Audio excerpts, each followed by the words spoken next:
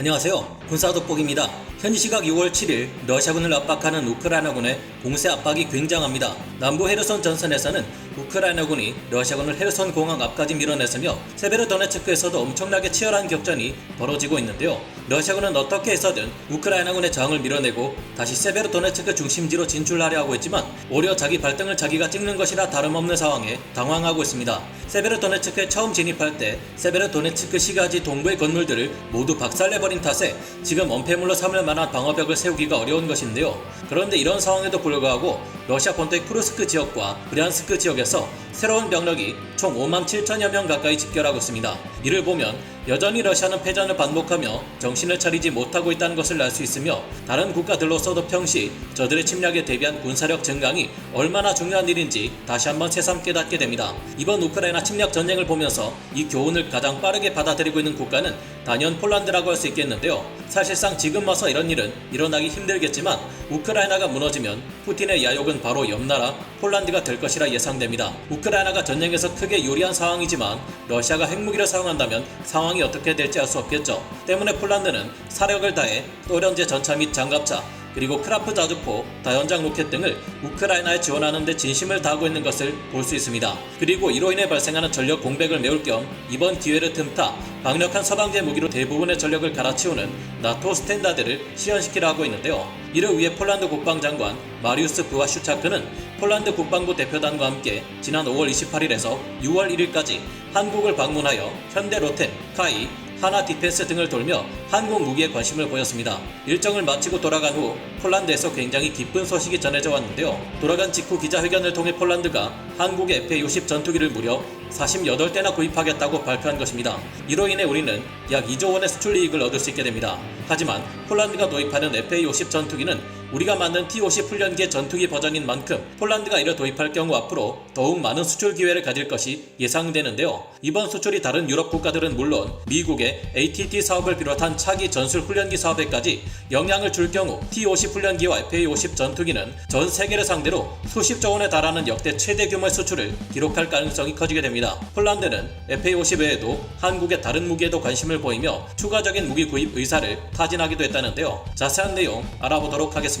전문가는 아니지만 해당 분야의 정보를 조사 정리하였습니다. 본의 아니게 틀린 부분이 있을 수 있다는 점 양해해 주시면 감사하겠습니다. 얼마 전 폴란드 국방장관이 방한하면서 대전차용으로 사용 가능한 K4 고속 유탄 기관총의 수출이 추진되었습니다. 이후 이보다 훨씬 더 기분 좋은 다른 소식이 들려왔는데요. 지난 6월 4일 오신트 정보들에 의해 파악되는 바에 따르면 폴란드 국방부 장관 마리우시 부아슈차크가 지난 5월 31일 대한민국 경남 사천의 카이 공장을 방문해 FA-50 전투기 48대 구매 의사를 밝힌 것으로 전해졌습니다. FA-50의 구매가 결정되면서 폴란드 측에서는 미국과 공조하여 미그-29 전투기와 수-22 공격기를 처분하면 어디론가 넘어가야 된다라는 의미심장한 말을 남겼는데요. 아마도 이것이 우크라이나에 대한 지원으로 연결될 것이라는 생각이 뇌리를 스치는 것은 저희만이 아닐 겁니다. 역시나 오신트 소식을 전해오는 많은 이들의 의견에 따르면 최근 폴란드 공군이 옛 소련제 미그-19 전투기를 우크라이나에 공유하는 방안을 준비하면서 대체 전력으로 한국의 FA-50을 대량 구매하려는 것 같다고 하는데요. 폴란드 국방부에서 구매하기로 한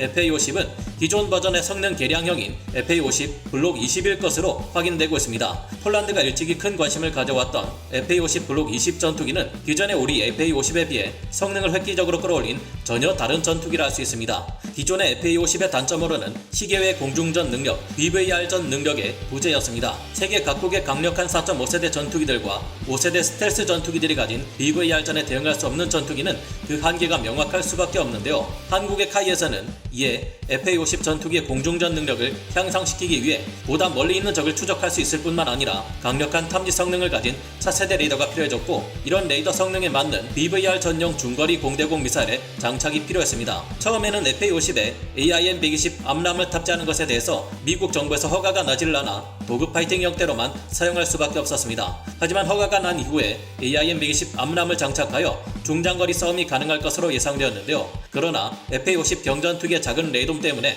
특성상 이에 탑재되는 이스라엘의 ELM-2032 레이더를 성능 개량시키기는 어려웠습니다. 그러나 우리는 KF-21 보람의 국산 전투기를 독자 개발하며 세계적인 성능에 뛰어난 최첨단 에이사 레이더를 개발해낼 수 있었죠. 이 덕분에 KF-21 전투기에 들어가는 수랭식 에이사 레이더를 축소시켜 FA-50의 레이더에 맞는 공랭식 에이사 레이더를 장착할 수 있게 되었습니다. FA-50 블록 20 전투기는 덕분에 이전의 FA-50과는 비교할 수 없는 장거리 공격 능력을 갖추게 되었을 뿐만 아니라 더 고성능의 타겟팅 포드를 통합하고 공대지 유도 무장을 더욱 다양하게 운용할 수 있게 될 것이 기대되는데요. 여기에 더해 외부 연료 탱크의 용량을 늘리거나 후방석을 아예 드러내고 그 공간에 연료 탱크를 증설하는 방안이 제시되는 등 항속거리와 전투 행동 반경을 늘려주는 조치들이 더해져 FA-50을 본격적인 전투기로 만들어줄 가능성이 큰 것으로 평가됩니다. 당연히 공중급유 프로브 또한 추가될 것이고요. 이전에도 말씀드린 것처럼 폴란드는 유사시 적 지상군을 폭격하는 공격기가 필요할 뿐만 아니라 적 공군 전투기들이 이를 요격하기 위해 나타날 경우